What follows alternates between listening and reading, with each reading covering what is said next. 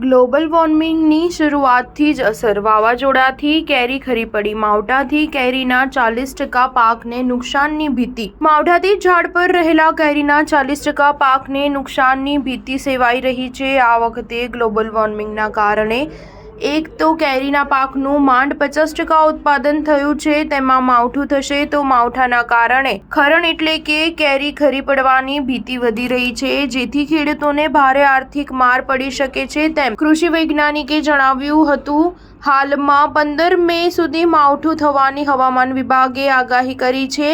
જો કમોસમી વરસાદ પડે તો તેના કારણે ખાસ કરીને કેરીના બાગાયતી પાકને ભારે નુકસાન થઈ શકે છે। આ અંગે જૂનાગઢ કૃષિ યુનિવર્સિટી બાગાયત વિભાગના આચાર્ય અને ડીન ડોડી કે વરુએ જણાવ્યું હતું કે સૌપ્રથમ તો આ વખતે ગ્લોબલ વોર્મિંગની અસરના કારણે એક તો કેરીના પાકનું માંડ 50% જેટલું ઉત્પાદન થશે, બીજી તરફ હવે માવઠાની આગાહી છે, ત્યારે માવઠું થાય તો કેરીના પાકને ભારે નુકસાન થઈ શકે છે। સ્ટાર ન્યૂઝ 7 હંમેશા સચ્ચાઈની સાથે।